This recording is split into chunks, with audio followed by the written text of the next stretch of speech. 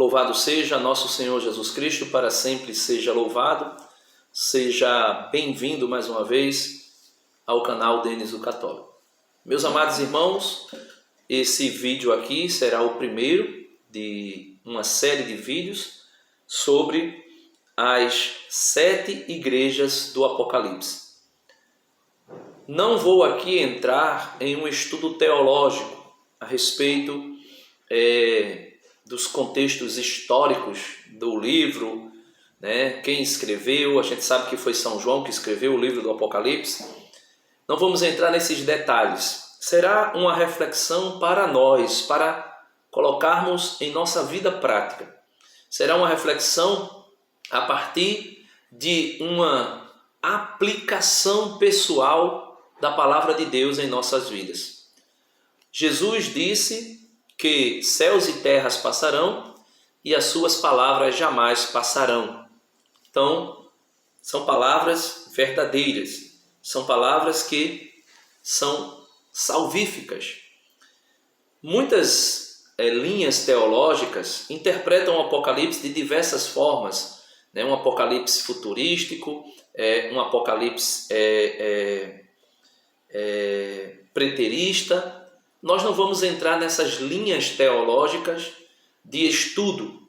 Nós vamos apenas refletir a mensagem que foi passada por Jesus através de uma visão e por meio de João às 7 igrejas.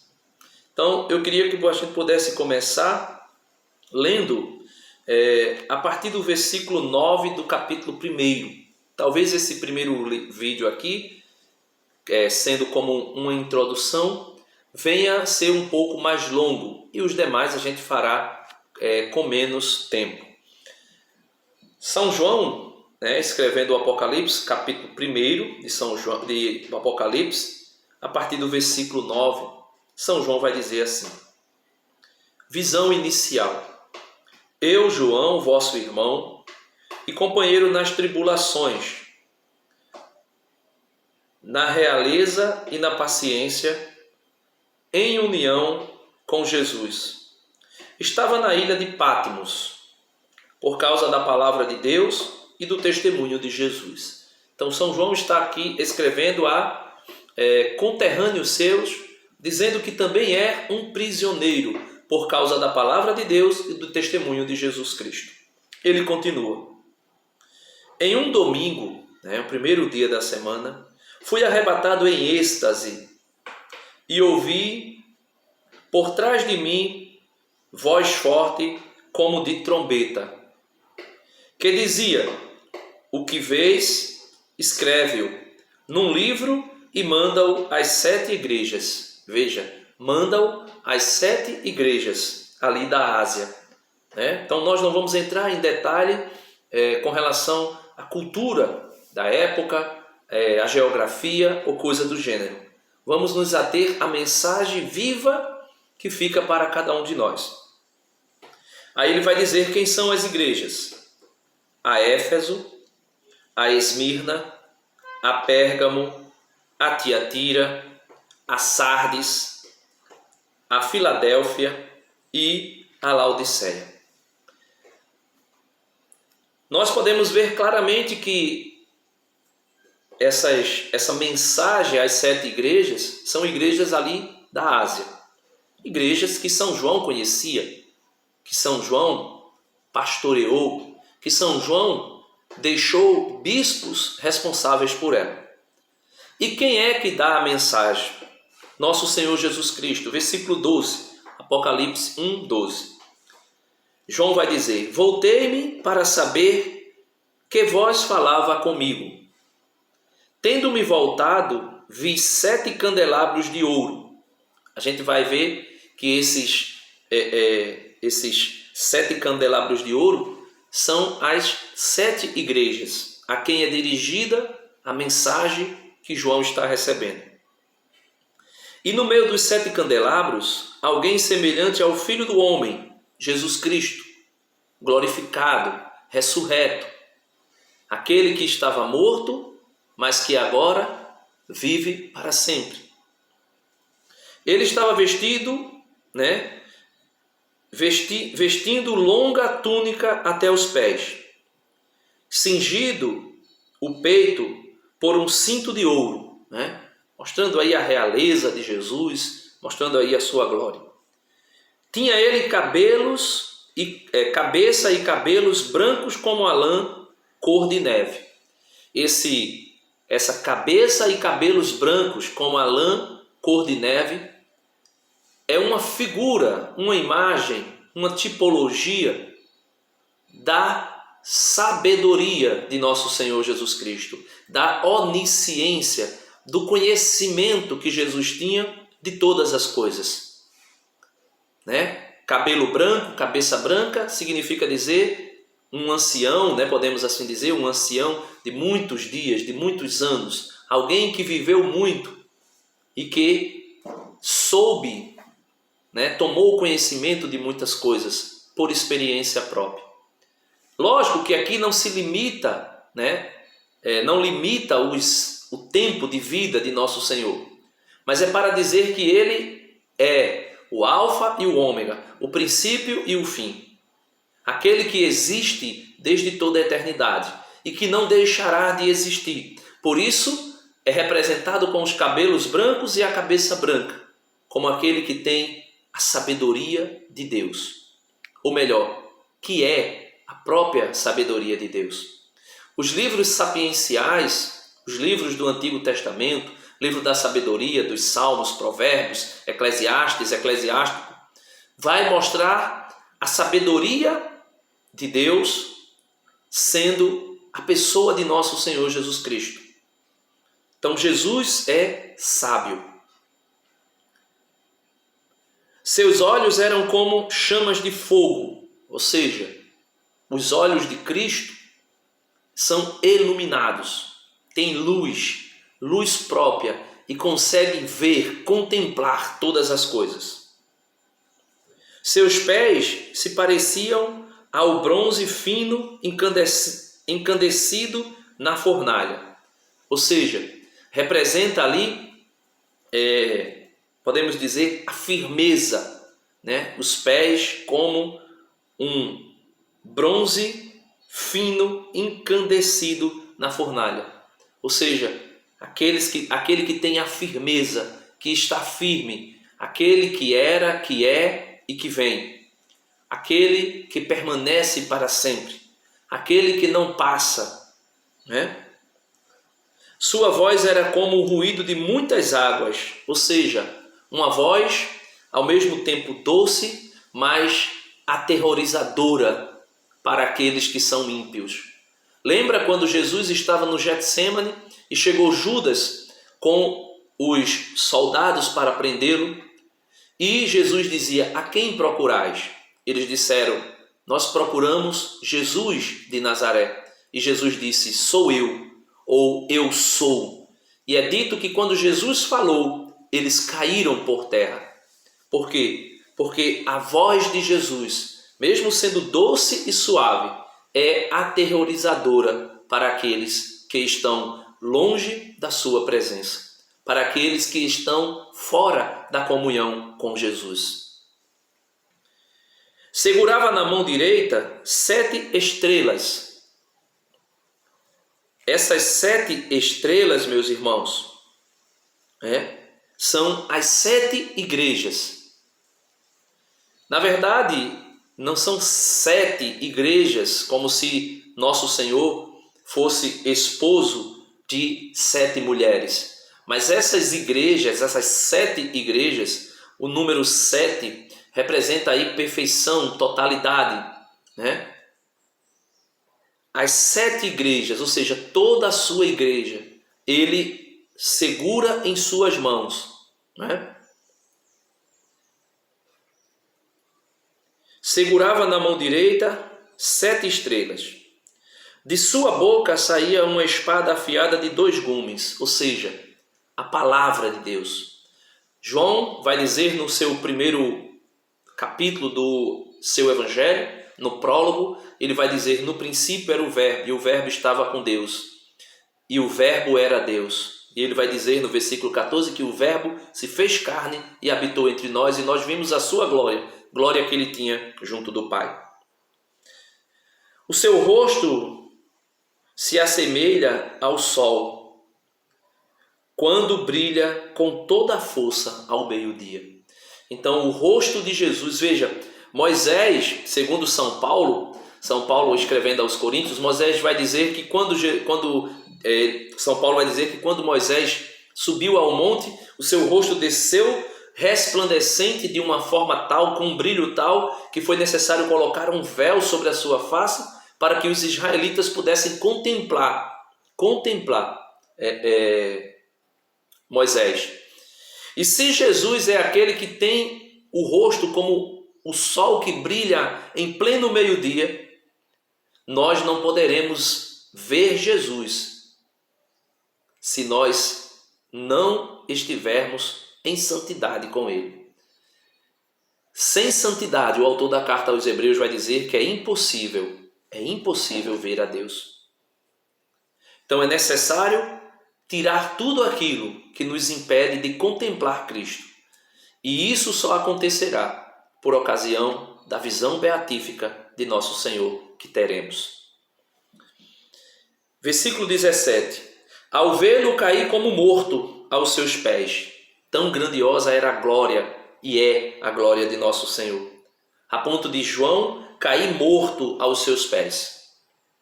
Ele, porém, pôs sobre mim sua mão direita e disse: não temais, eu sou o primeiro e o último, e o que vive, pois estive morto, e eis-me de novo vivo pelos séculos dos séculos.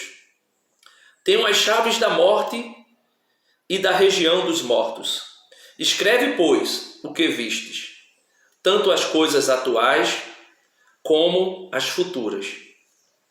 Eis o simbolismo das 7 estrelas que vistes na minha mão direita, dos 7 candelabros de ouro.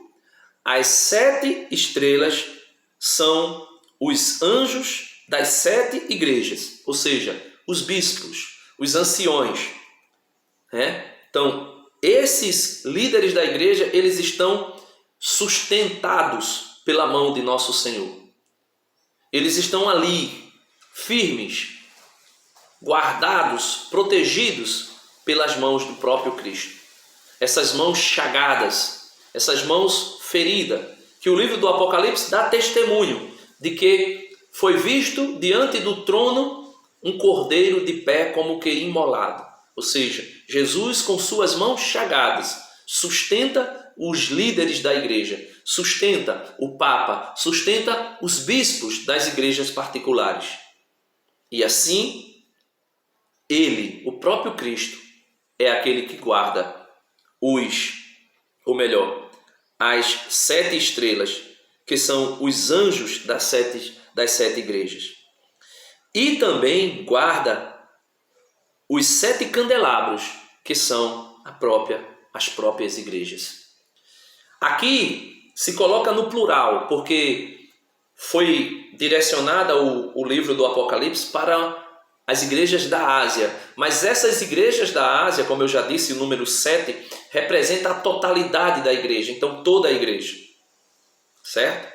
Porque eu quis iniciar lendo essa parte do Apocalipse no capítulo 1, se a mensagem às igrejas é direcionada a partir do capítulo 2, de forma específica para cada igreja, para que nós tivéssemos conhecimento de quem falava com João e quem era o mensageiro que João vinha representar, o próprio nosso Senhor Jesus Cristo.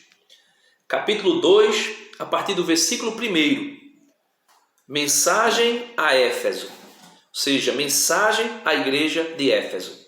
Mas não é para aquela igreja do passado, não é para ficar lá e se perder lá, não é para olharmos aqui como somente um conteúdo histórico, um texto histórico, e desassociarmos da nossa vida espiritual. Por quê? Porque é necessário colocarmos essas palavras de vida na nossa vida para que possamos ter vida e vida em abundância. Veja o que diz Apocalipse capítulo 2, versículo 1.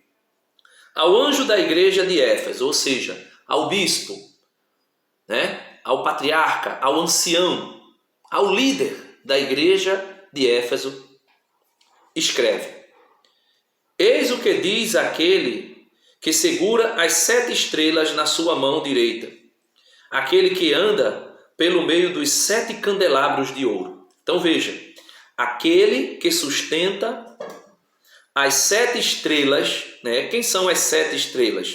Né? As 7 estrelas são os anjos, ou seja, aquele que sustenta os líderes da igreja. Na sua mão direita. E Jesus diz, né? Eu sou o bom pastor, e as ovelhas que estão em minhas mãos ninguém arrebatará. Então Jesus segura o bispo da igreja, o papa da igreja de Roma, o bispo da igreja de Roma, com sua mão direita. E ninguém que tente contra ele conseguirá vencê-lo. Aquele que anda pelo meio dos 7 candelabros de ouro, aquele que anda pela igreja. Jesus anda, meus irmãos. Jesus atualmente está andando no meio das igrejas. E aqui quando eu digo as igrejas, não estou falando de igrejas que estão fora da comunidade da única e verdadeira igreja de nosso Senhor Jesus Cristo. Eu falo das igrejas particulares, né? As igrejas de rito maronita, copto, melquita, síria, né?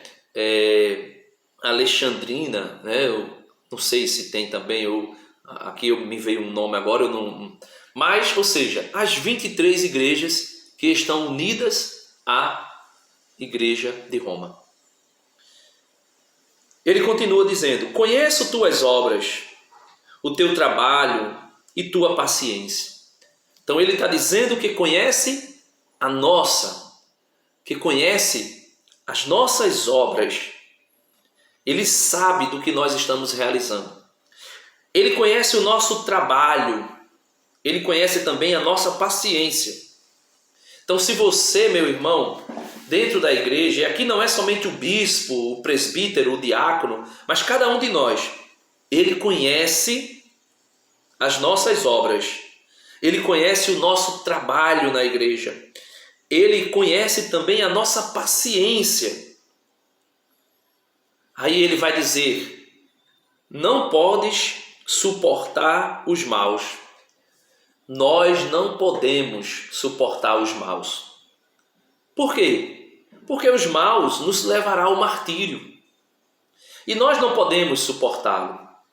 Quando a igreja é atacada pelo mal, ou seja, por homens perversos que estão a serviço de Satanás, a igreja não consegue suportar. E aqui eu não estou dizendo que a igreja vai perder a fé ou vai perder a sua sã doutrina.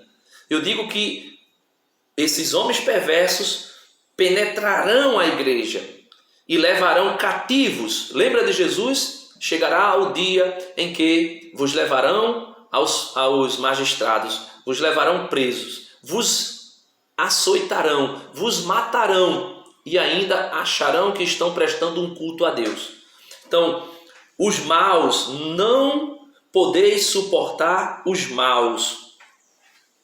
Ele vai dizer que nós pusemos, né, a igreja de Éfeso, pusestes à prova os que se dizem apóstolos e não o são, e os achastes mentirosos. Então veja, a igreja, nos seus bispos, nos seus presbíteros e até mesmo em nós, leigos, podemos colocar à prova aqueles que se dizem apóstolos, aqueles que são bispos, que estão introduzidos, infiltrados dentro da igreja, se passando por apóstolos, ou seja, sucessores dos apóstolos, mas que na verdade não são apóstolos e são achados mentirosos. Ele vai dizer: tens perseverança, né? Ele vai dizer que a igreja tem a sua perseverança, porque Cristo mesmo nos leva a perseverar. Sofrestes pelo meu nome e não desanimastes. A igreja em todos os séculos, em todas as décadas, em todos os milênios da igreja, os 2 milênios da igreja, a igreja sofreu por causa do nome de Jesus. Tens perseverança, sofrestes pelo meu nome e não desanimastes. A igreja não desanima nunca. Porque quem é a alma da igreja? É o Espírito Santo. O Espírito Santo é a alma da igreja. Aí ele vai dizer, né? Deus, na pessoa de Cristo, vai dizer a São João para toda a igreja. Versículo 4, Apocalipse 2, 4. Mas tenho contra ti que esfriastes o teu primeiro amor. Veja, esfriastes o teu primeiro amor. Quem é o primeiro amor? É Jesus. O nosso primeiro amor é Jesus. Né? Mas ele diz que está frio. O nosso amor por Jesus está frio, foi esfriado. E ele continua, versículo 5. Lembra-te, pois, de onde caíste. Então, eu e você precisamos nos lembrar aonde nós caímos. Precisamos nos lembrar de onde caímos, em qual pecado caímos, ou tenhamos caído com frequência. E ele vai dizer, arrepende-te e retorna às tuas primeiras obras. Arrepende-te e retorna às tuas primeiras obras. Ou seja, as obras de misericórdias espirituais e corporais. As obras que geram vida. As obras que geram salvação. Ah, Denis, mas a salvação não é pelas obras. São Tiago, capítulo 2, versículo do 12 em diante, mas ali no versículo 24, São Tiago vai dizer o seguinte: vês que os homens são salvos pelas obras e não somente pela fé. Por que são salvos pelas obras e não somente pela fé? Porque nós somos salvos pela graça de Deus, mediante a fé, que é comprovada e aperfeiçoada pelas obras de misericórdias espirituais e corporais. Não é as obras da lei, não é as obras judaizantes. Não, isso não. Já foi. Estamos vivendo uma nova e eterna aliança. A aliança em Jesus Cristo, que nos dá 2 mandamentos. Amar a Deus sobre todas as coisas. E um novo mandamento. Por que novo? Porque não é mais aquele mandamento que nos faz viver a justiça dos fariseus. Mas é um novo mandamento, como São João diz. É um novo. Mas não é novo como nós podemos pensar que é uma novidade. Ele vai apenas dizer que é um novo porque foi aperfeiçoado. Ele vai dizer, amai-vos uns aos outros, como eu vos tenho amado. Continuando, ele vai dizer, né? Versículo 5, lembra-te, pois, de onde caíste, arrepende-te e retorna às tuas primeiras obras. Se não, ele vai aqui uma ameaça, uma advertência, uma exortação. Se não, virei a ti e removerei o teu candelabro do seu lugar, caso não te arrependas. Então veja, virei a ti e removerei o teu candelabro de lugar. Ou seja, aquela comunidade, se não for fiel a Jesus, ou nós, cada um de nós, se não formos fiel a Jesus, a igreja, aquela comunidade, será tirada para outro lugar. E outros povos, outras nações, se arrebanharão debaixo das asas do Cordeiro imolado, Cristo Jesus. que disse: Jerusalém, Jerusalém, como eu queria te arrebanhar, te proteger debaixo das minhas asas, como a galinha recolhe os pintinhos debaixo de suas asas. Virei a ti e removerei o teu candelabro do seu lugar. Caso não te arrependas, é necessário arrependimento, meus irmãos. Mas isto tens de bem: detestas as obras dos nicolaítas, como eu as detesto. Quem foi os nicolaítas? Os estudiosos, os biblistas, os teólogos, fizeram algumas interpretações, né? Segundo tem aqui um dicionário bíblico, fizeram algumas interpretações. Como eu dizia, precisei resolver uma coisa aqui.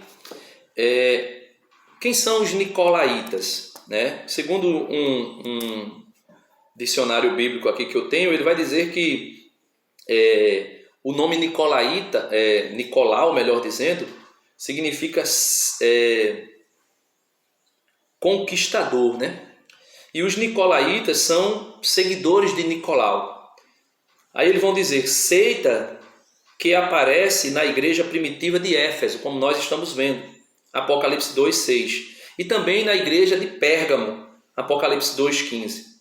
As alusões não contam nada acerca da origem da seita ou de suas doutrinas práticas, o que eles faziam, o que eles realizavam. Que o autor de Apocalipse repudia, né? Então, São João ali, né, Jesus pela pessoa de São João repudia os nicolaítas, e a igreja de Éfeso também repudiava os nicolaítas e as suas práticas. Não tem fundamento os esforços para ligá-la a Nicolau, que foi um dos 7 diáconos para assistir os apóstolos, eleito em Atos dos Apóstolos, capítulo 6, versículo 5. Então, alguns estudiosos diziam que Nicolau, que foi um dos 7 diáconos da igreja primitiva, no capítulo 6, que foi eleito ali, segundo narra São Lucas, no capítulo 6 de Atos dos Apóstolos, no versículo 5, seria o fundador, alguém que havia caído em heresia ou havia caído em apostasia e criou uma seita, a seita dos nicolaítas. Seria esse tal de Nicolau, um dos 7 diáconos da igreja primitiva. Mas muitos outros estudiosos vão dizer que não tem como, não foi Nicolau, né? Nicolau não caiu na apostasia. Não se tem o conhecimento das práticas, da doutrina dessas seitas, mas que são seitas que foram rejeitadas, detestadas por nosso Senhor Jesus Cristo. Alguns estudiosos vão dizer que são seitas como dos moabitas, né? Os moabitas do antigo Israel, povos que viviam ao derredor da antiga Israel, que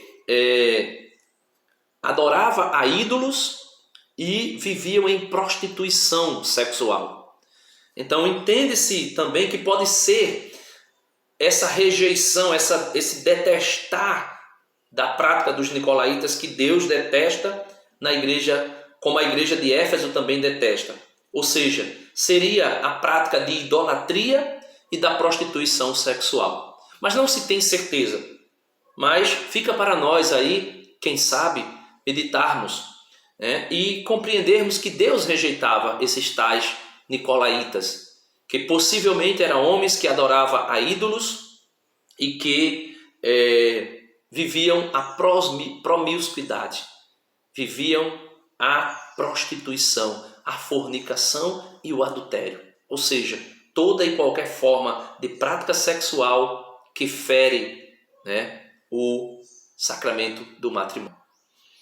E concluindo, ele vai dizer: quem tiver ouvidos, ouça o que o Espírito diz às igrejas. Aqui, porque se refere a cada comunidade da Ásia, mas como eu disse, também é para nós. Essa palavra é autêntica.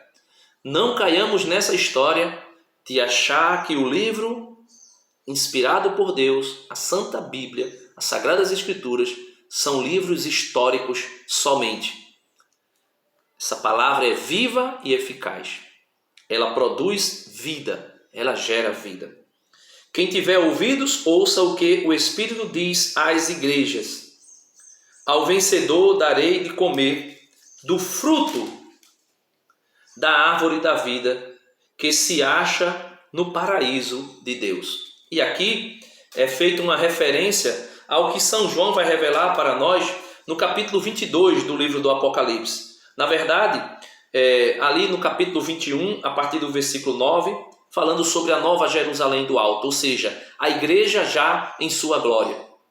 E ele vai dizer no capítulo 22 o seguinte: mostrou-me então o anjo um rio de água viva, resplandecente como cristal de rocha, saindo do trono de Deus e do trono do Cordeiro. Quem é esse rio de água viva? O Espírito Santo. São João capítulo 8, Jesus vai dizer: se tu pedires, se tu soubesse quem te pede de beber, tu me pediria de beber, e eu te daria uma água que jorraria para a vida eterna. E essa água, São João vai explicar no seu evangelho que Jesus falava do Espírito Santo. Então, o rio de água viva que corre do trono do Cordeiro, né, e do trono de Deus é o Espírito. No meio da avenida, e aqui ele faz uma, vamos dizer assim, uma figura de linguagem para falar da igreja gloriosa. No meio da avenida e das duas margens do rio, achava-se uma árvore da vida, representando aquela árvore do jardim, né? Ou seja, quem comeu da árvore do conhecimento do bem e do mal, pereceu e morreu. Mas quem comesse da árvore da vida, que inclusive Deus expulsa Adão e Eva e coloca anjos com espada de fogo, cercando o paraíso, para que eles não comessem do fruto da árvore da vida e vivessem para sempre. Então, quem desobedece a Deus, morre. Quem obedece a Deus, vive para sempre. Né? Jesus vai dizer: bem-aventurado é aquele que ouve a minha palavra e põe em prática, porque será como o homem prudente que edificou a sua casa sobre a rocha. Tudo se deu contra ela e ela não foi derrubada. Ou seja, viverá para sempre. Que produz 12 frutos, dando cada mês um fruto, servindo as folhas da árvore de cura às nações. E ele vai continuar dizendo: não haverá aí nada de execrável, mas nela estará o trono de Deus e do Cordeiro. Seus servos lhe prestarão um culto perfeito, como a igreja triunfante já o faz. Verão a sua face, ou seja, teremos a graça da visão beatífica de Deus. E o seu nome estará nas suas frontes. Já não haverá noite, nem se precisará da luz de lâmpada ou do sol, porque o Senhor Deus a iluminará. E hão de reinar pelos séculos dos séculos. Amém. Como eu dizia, esse primeiro vídeo ficou bem longo, 30 minutos, mais de 30 minutos. Mas os demais serão um pouco mais reduzidos. E eu peço a você, meu irmão, minha irmã, que veja os vídeos com carinho,